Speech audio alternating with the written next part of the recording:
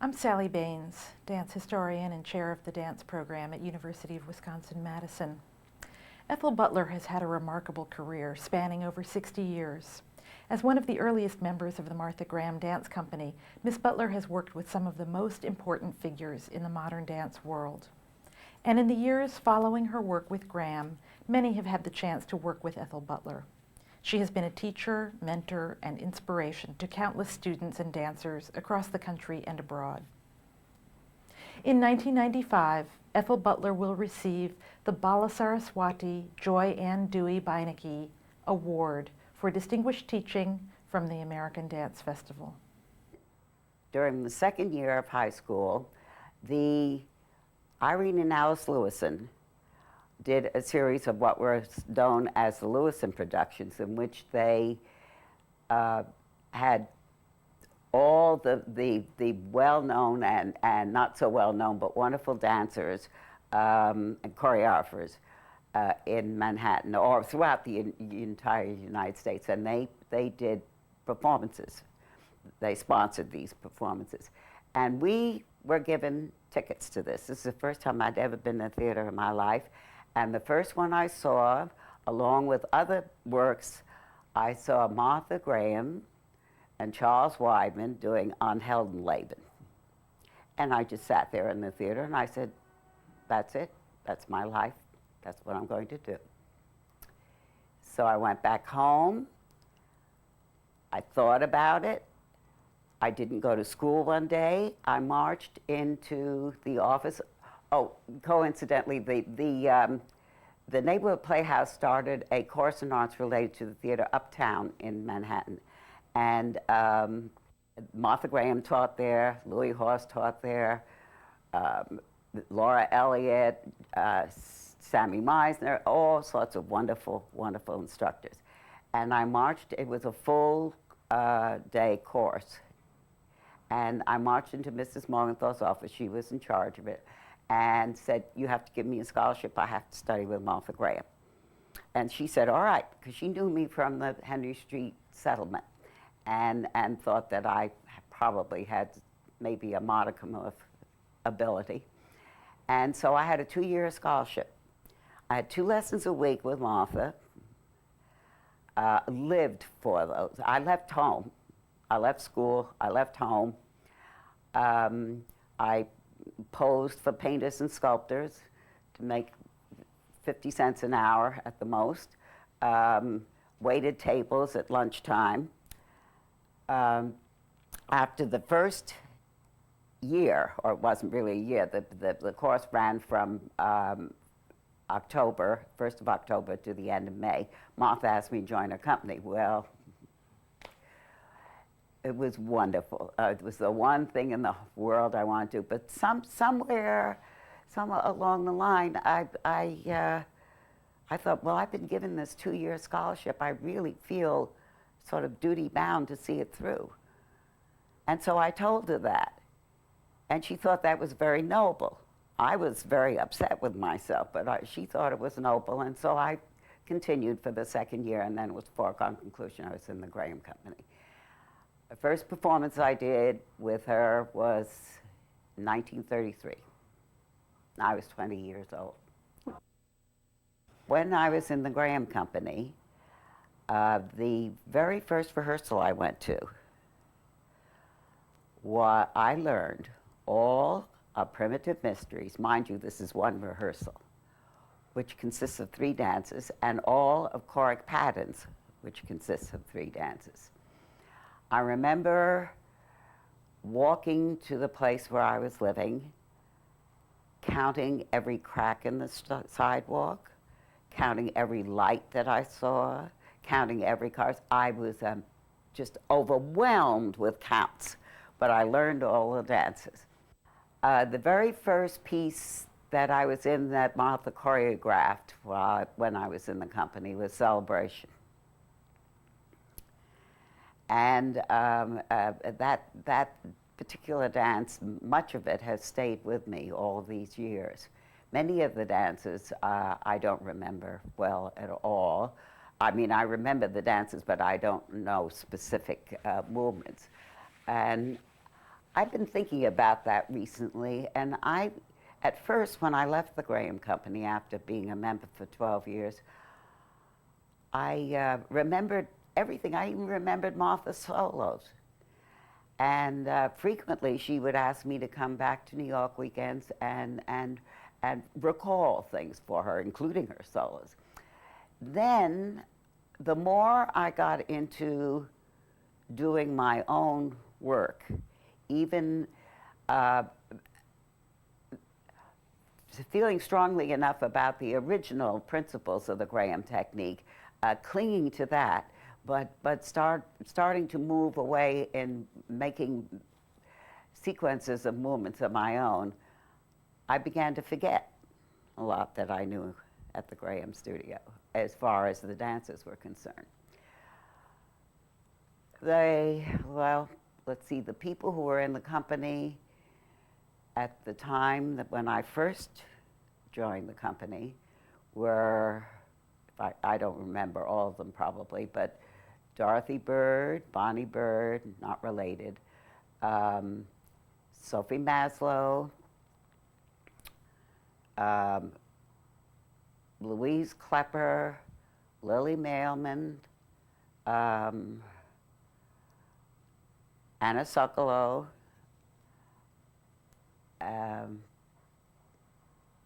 shortly thereafter, Jane Dudley, Nina Fonaroff, Jean Erdman sometime later, Pearl Lang, and we were all women. We were 12 women. They used to call us the 12 Graham Crackers, which I thought was pretty awful. Somebody thought that was amusing. Then the first man to join the company was Eric Hawkins. I was Martha's teaching assistant and taught most of the classes. Occasionally Martha would come in and take over. And so when the Bennington School of the Dance summer courses started, I taught the classes there as well. And one summer they decided not to use Bennington, but to use Mills College in Berkeley, California. And I taught a class at 8 o'clock in the morning. The first class was at 8 o'clock in the morning, and it was very large. And amongst these masses and masses of students, the very first day, probably the first 15 minutes of the class, I was overwhelmed by an absolutely beautiful, wonderful mover by the name of Merce Cunningham. And so the minute the class was over, I got on the phone and called Martha, who was with her mother in Santa Barbara, California. And I said, "You've got to come and see this man." And she did. And she asked him to join the company. Well, then and so Merce was the second man in the company, and then others came. With every single movement that you make in your body, and I mention this specifically, and most specifically about the contraction, because it has been brutalized, as far as I'm concerned, in its teaching in many respects. And I go back to the original, which was, just as I said, instead of it mentioning all that I said about what the contraction is, it's a movement. It's a means of rounding the back, the whole trunk of the body. You understand what I'm saying? Okay. It can be like any other movement you do. It can be ecstatic.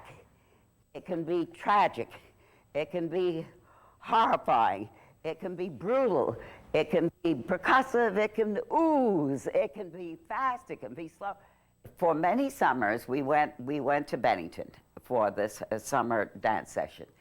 And it was decided by probably Mary Jo Shelley and Martha Hill that they would move that session of dance to Mills College in Berkeley, California. And I think I always thought that the main reason for that was so that many of the people out on the West Coast who couldn't afford probably to come to the East Coast would have a chance at this extraordinary procedure of having Hanya Holm, Martha Graham, Doris Humphrey, and Charles Weidman teaching them. And so that's why this one particular summer we were at Mills.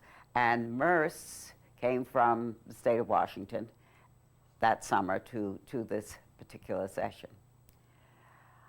The people who were Martha, Doris, Charles, and Hanya did not teach that summer.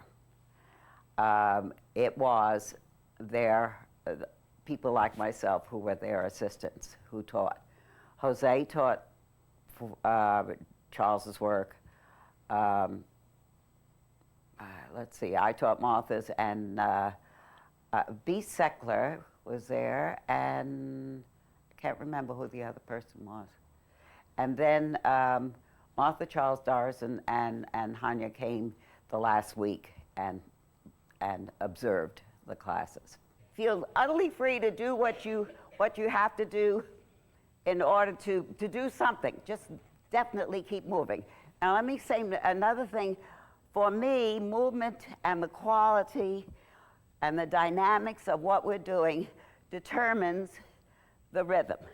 So very rarely will you find me doing any sequence of movements that is all in 3/4 time or 4/4 time throughout the entire sequence. No way whatsoever. I mean, that's like talking in a monotone. That is very dull as far as I'm concerned.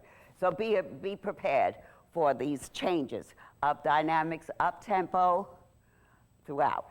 At first, there was no such thing as touring. As a matter of fact,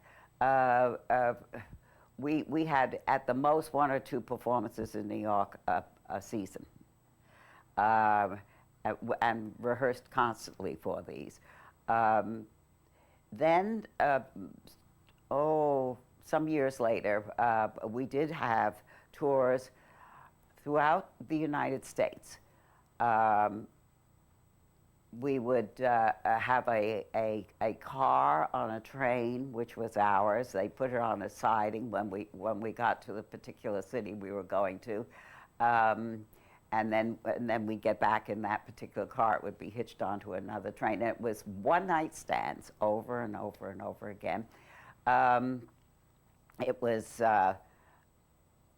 I enjoyed it very much because I loved all the different audiences and the experience of dancing on some incredibly difficult stages and coping with it. Going from, for instance, the Chicago Opera House, which is, as far as I was concerned, was about the size of the state of Maryland. And I'm speaking of the stage, not the theater itself. And we did the same dances in all these places, so that you had to learn to, it was a wonderful learning experience because you had to learn to extend yourself way beyond what you would do in a stage that you danced in the night before, which was probably 4 by 6. I'm exaggerating a little bit, but that's the way it felt. Or with a rake that went so that if you did turns or anything moving down toward the footlights, you felt like you were going to just continue right off the stage. So it was. I found that a lot of fun. It was grueling. I mean, it was. I was not only performing as a company member, but I was Martha's dresser, which meant that.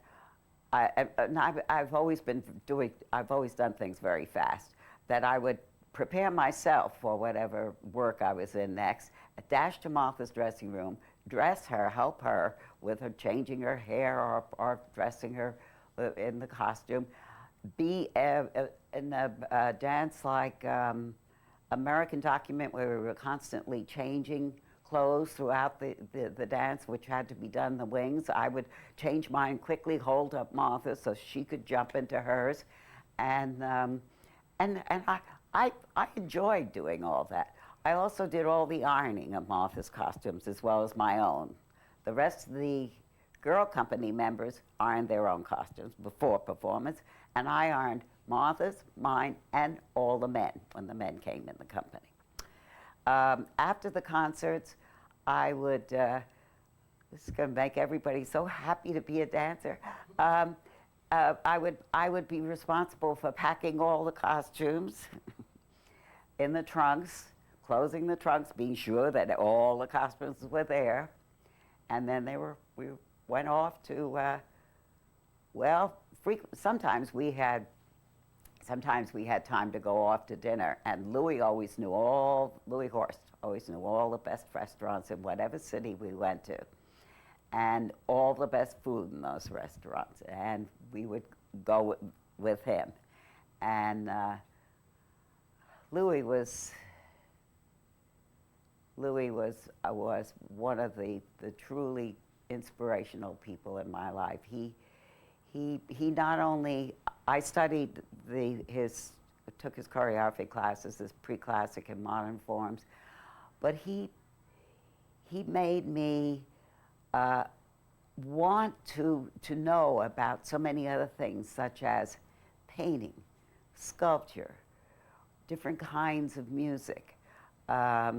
He was, Martha did her work, and we did her choreography, and her classes were inspirational, wonderful, but Louis was the one who made us realize that there was more to life, and you didn't put blinders on, just go in one direction, that you learned about everything around you. He inspired me to do things such as, some that I remember, when we were doing medieval forms. I knew nothing about church, religion of any kind whatsoever. And so, because of what Louis was speaking about, I took myself off to St. Patrick's Church on Fifth Avenue, and it was during the Easter season, and I walked in there, and I remember, I hope I remember correctly, but I remember purple velours all over the place, and this wonderful sense of ritual, and I did everything that everybody in the church did, because it was all syncopated, because the congregation would kneel and Ethel would kneel, and the congregation would stand and Ethel would stand. So the whole thing was syncopated throughout, because I didn't know what was going on or what I was supposed to do. But it made me understand what Louis was talking about in that medieval period. And I think I did a pretty good dance for that too. And then another time when we were, can't remember what it was, which form it was, but I took myself down to the Lower East Side in the Bowery at night, and I went into the missions with the homeless people, and I ate the soup that they ate. I listened to what was being said in these mission houses and rooms, and I spent the whole night there, wandering the streets with the people. Louis just opened up a whole new world, opened up not a new world, but the world, because so many of us, I think, are not tuned in to what's around us, and he made that possible. And he was a wonderful, wonderful man. He had such understanding and compassion for everybody, and particularly young dancers. Now we're going to start with a nice, easy warm-up with the soles of the feet together, hands on the ankles. Come down, darling, so you're not under the piano. Come on down. I make a lot of noise, but I'm really a very peaceful person. I'm not going to attack you. All right, now we're lifting the body up on a centered release. And slowly, in a measure of 4, you're going to make a contraction and go all the way over, 2, 3, 4. Now, like a great big cheerful yell, you come up with the arms extended and the head all the way up to the ceiling on a release. 1 count. Place the hands on the floor, go into the floor in a contraction. 2 counts. This is all within the same pulse. Rise in a contraction onto a release. 2 counts. Constantly lifting through the center of the body, keeping the head up there, open the arms out on line with the shoulders. 4 counts. Now, this might look like it's just an arm movement, but there is no such thing in this technique. The arms open because of this feeling of the body constantly pulling up and pressing the arms open. All right, now we're going to go on. As I say, I'm going to move very fast. Center the head, bring the arms up, and this is a movement in the shoulder blades. One shoulder blade pulling down and the other up. Now, not the shoulders, not the waist, but in the shoulder blades here. And it has a quality, and not the elbows. The elbows don't bend at all. It has the quality of pizzicato. It's like plucking the strings, which then has a resonance after it, so that it's not percussive, which stops dead, but it's so that you have that feeling of that breath in between each movement. We do 8 of them on a release. 1 and 2, and the pulse changes here. 6, 7, 8. Needless to say, we never had any money. And some of us lived in pretty awful places, such as I can distinctly remember many places where I lived where it was just a room, probably a walk up 4 or 5 flights up, no running water, had to go up or down several flights to go to a bathroom, to take a shower, but it was all worth it. Don't get me wrong, I know. I really didn't mind because I was doing what I wanted to do. At one point, Louis was extremely, he was always concerned, and he was concerned enough to allow Dorothy Bird, Bonnie Bird, and myself to move into his apartment, which was on University Place, if I remember. And it was 4 or 5 flights up. And it was a wonderful place. His piano was there, all his books were there. It was a huge studio apartment. And Louis just picked himself up and moved into the Albert Hotel so that we 3 would have some place to live. And we lived there for quite a long time. It was about that time that Louis started the Dance Observer, which was a magazine primarily for modern dance.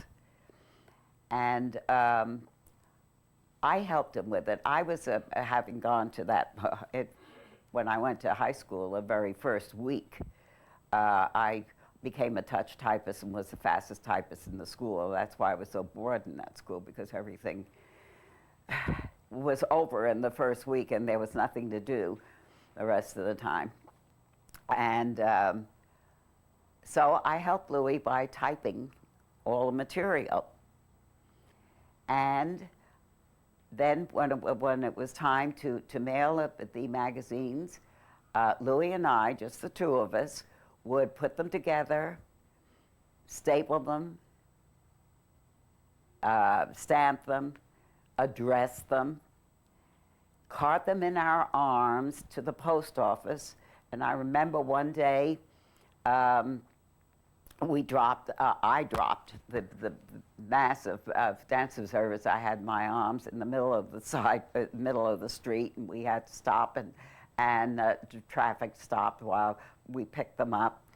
But we got them to the post office. They got mailed. When Louis wrote his book on the pre-classic forms, he gave me one of the first copies. And in it, it says, "For love and typing, Louis." Now swing it. 2 and 1, 2, open center. All right. Now go over in that beyond center contraction and bounce here at the base of the spine. Now, this is not a great salaam to the queen up here. It's just a little bounce at the base of the spine. 8 of them. Come up in the same pulse. 1, 2, go back into the floor. 2, 2, come back up. 3, 2, repeat that phrase. Bounce, and a 2, and 3, and 4, and 5, and 6, and 8, and lift. 2, back, 2. I don't know why I became a dancer. I know that I was always physically very active. I didn't, well, to this day, I don't really like talking very much. I like to move. And I guess I just felt this need to express myself in a physical way. That's always come very easily to me, whereas nothing else has. And it just somehow it when I saw Martha there for the first time in the theater in Non-Heldenleben, mind you, I had never seen anything before. I'd never seen any dance, or I'd never seen anything. Something spoke to me, and I could feel it in my own body saying, oh, I wanted to be right there on the stage and doing that. Open through the lift in the center of the body. And, oh, that's all right, now, you return to this little pizzicato bit with a change in pulse. And you do 4 instead of 8 here. 2, 3, 4. Push off the hip. This time, the arms are forward. They're quite close together. And instead of an up and down movement in the shoulder blades, it's a forward and back one. And keep the arms very subtle here. Don't get flying around. 3, 4. Then you push off the right hip and you tip the body. 1, 2, upstage first, then downstage, upstage, downstage. And again, it's the body movement that makes these arms happen. Don't make semaphores with your arms, with those flags in them and signaling somebody off at the other end of the ocean. All right, 4 there. Then turn, push off the hip. 1, come center. 2, push off. 2, center. 2. All right, do that much. Be daring. Well, what kept me in dance was the fact that I just had to do it. There's no question about it. I mean, it never occurred to me that I would ever stop. I couldn't possibly. It was an absolute necessity to me, like drinking water, drinking a glass of water or to survive. I could not dance. It was just something I had to do. 1 and a 2 and 3 and 4 and 2 and 2, 3 and 4 and tip, tip, tip, tip, turn, center, turn, center. That's it. Okay, wind yourself up and get going. I was very upset with the idea that I had to stop, but I knew I had to.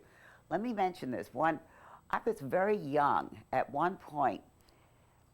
Incidentally, my sister and I had, as I mentioned, no father, but we had, my mother's parents were from Russia, and in many instances when we were left as young kids in a bad situation, so bad that and my mother even would leave, or whoever was with us would leave. My grandparents occasionally would come and pick us up and take us to their house for a while until we were shoved off somewhere else. I remember my grandfather was a singer, wonderful baritone voice, and I remember listening to Madame Schumannheink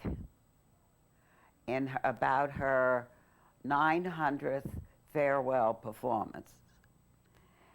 And as young as I was, I remember hearing this voice, which my grandfather had told me had been wonderful, magical, sounding horrible, just horrendous.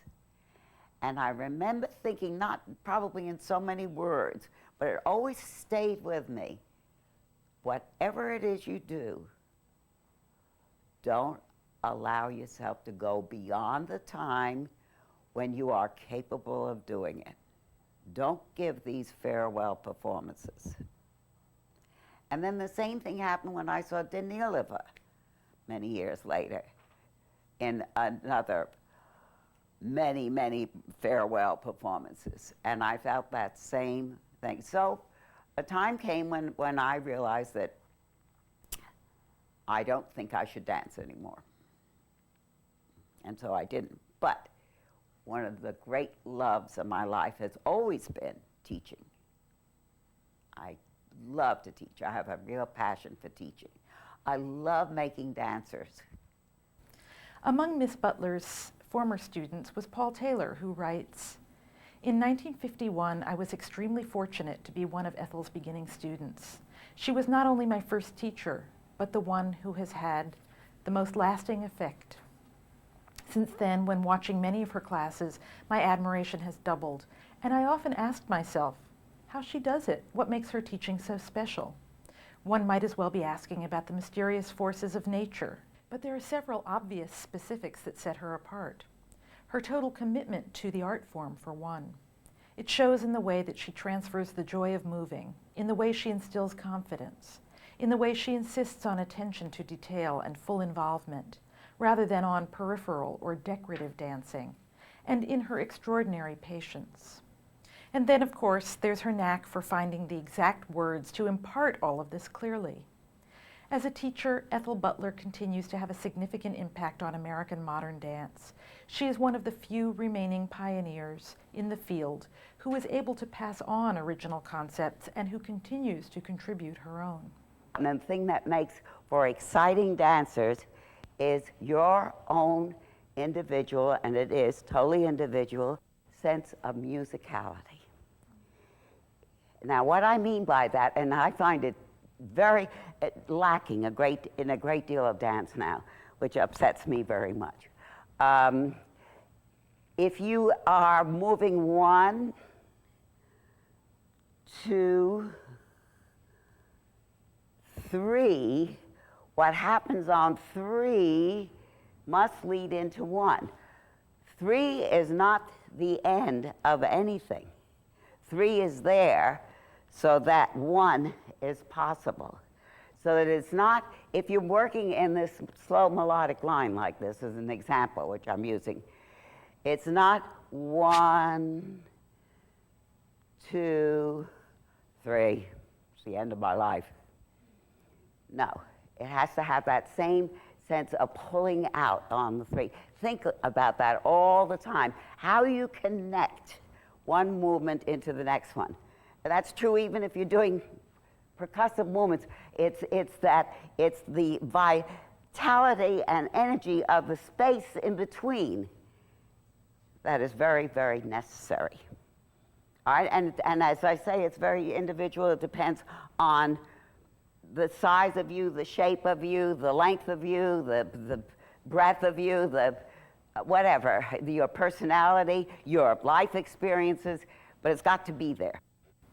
Kenneth Rinker, a former member of Twyla Tharp's company, as well as a dancer in Miss Butler's own company, writes, "I was born too late to see Ethel perform with Martha, but I was around at the right time to study with her and to dance in her company. How lucky I was and thankful I am for her involvement in my career.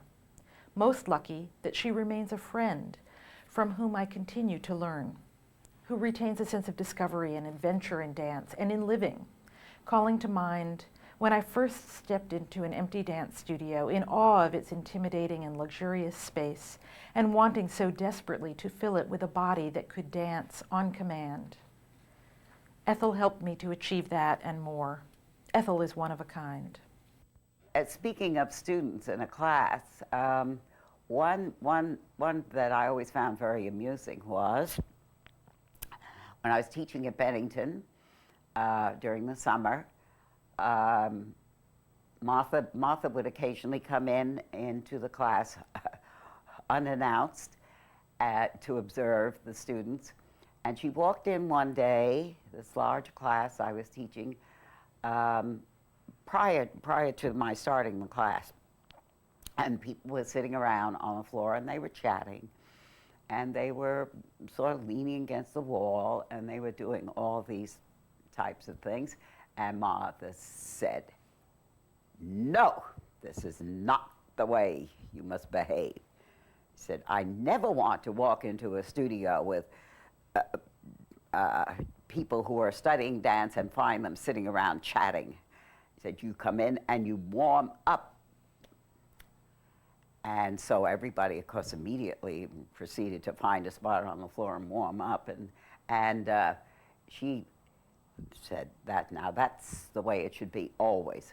Never do you come into a dance studio and not warm up. You immediately start moving your body. She came in 2 days later, again, unannounced, and everybody was diligently warming up. They learned their lesson. They were warming up, except one young lady who was leaning in a dejected fashion with her back against the back wall of the studio. And Martha said, "You, why aren't you warming up? What are you doing there?" And this young lady said, "But Miss Graham, I warmed my spot and somebody else took it."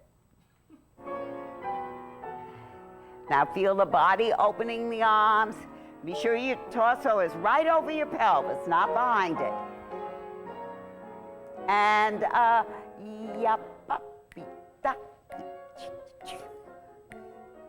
look directly forward. Make the left hip turn you. And this is not shoulders, it's shoulder blades.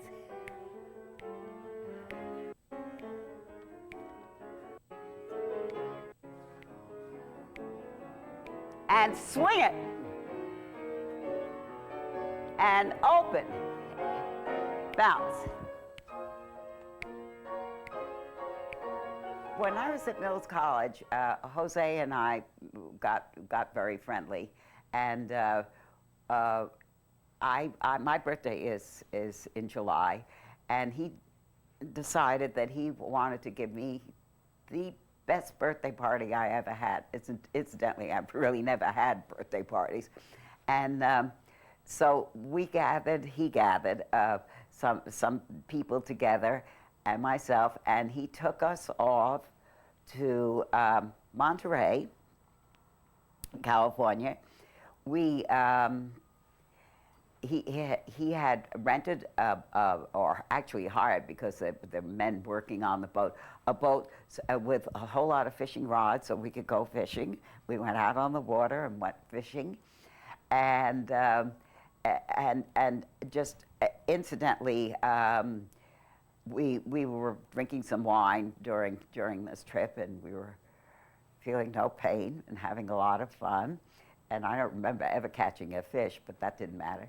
And then we went back to Monterey, and he took us to a wonderful restaurant, and we had a whole lot of frozen daiquiris, and great meal.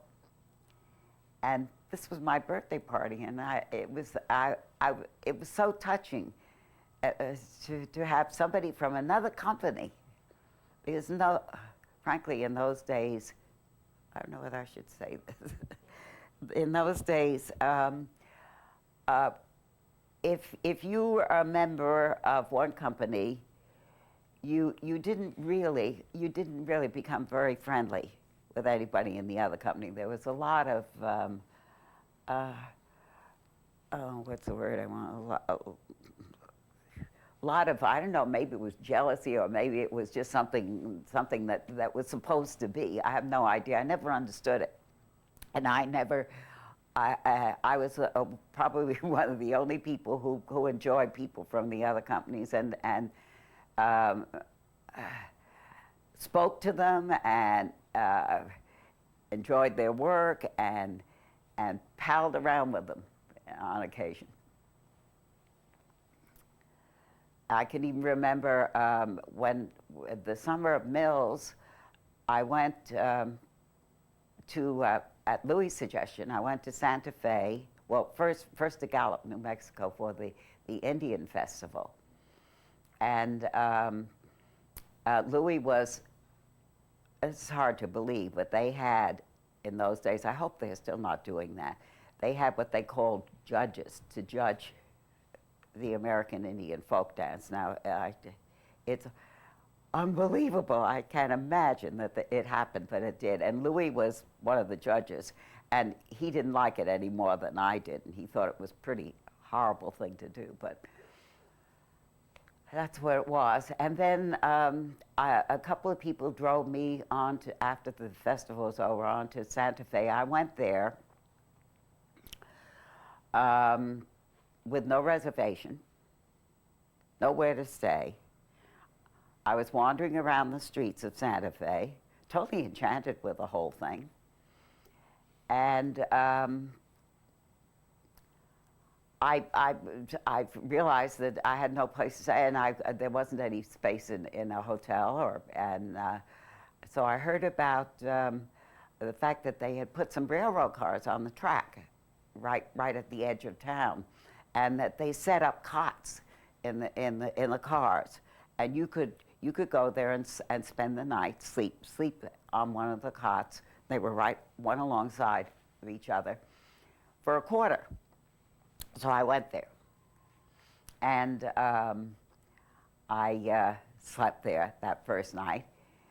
The next day, I was wandering around the streets, and well, the first thing that happened was that I ran into Hanya home, and she said, "Oh, where are you staying?" So I said, well, I slept in a railroad car. And so she had a cot. She was there in a hotel with her son, and she had a cot sent up to the room, and I spent the next night there. And now this was Hanya home befriending a Graham person. Then the very next day, our wonderful Louis found out what I had done, and he was horrified. So he pulled some strings and got me a hotel room. And I stayed there in Santa Fe, going to all the pueblos, and I stayed there until I had enough money just to get a Greyhound bus ticket back to the East Coast. 2, and lift, and push off the hip, pull it out. Now don't fall onto your back, pull. 1, 2, and don't rush this. 3, and 1.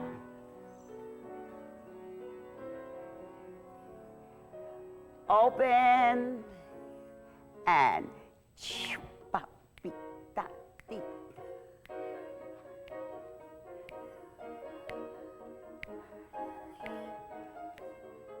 make it all in the back, not the arms. I think there was probably no doubt whatsoever that what was going on in that period was what's the word? It was something tremendous. It was alive and vibrant and explorative and many new forms, new ways of doing things. I don't necessarily think that that's what let's say the big four at that time in New York, whom I mentioned before, Martha, Doris, Charles, and Hanya. I don't think that that's necessarily what they set out to do, but that's what they were doing, and it was just I doubt that anybody, I'm sure everybody realized the same thing. Everybody felt the same way, even the ones who found it ugly and stark and dismal. I'm sure they probably wouldn't have said anything about it unless they realized that it was something very important. And repeat. 1, and 2, Drop your head down completely so the back of the neck is elongated. And lift. Back into the floor. Now use 2 counts, no more, no less.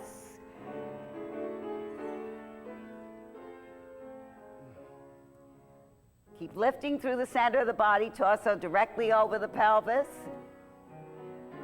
And always make the body open the arms.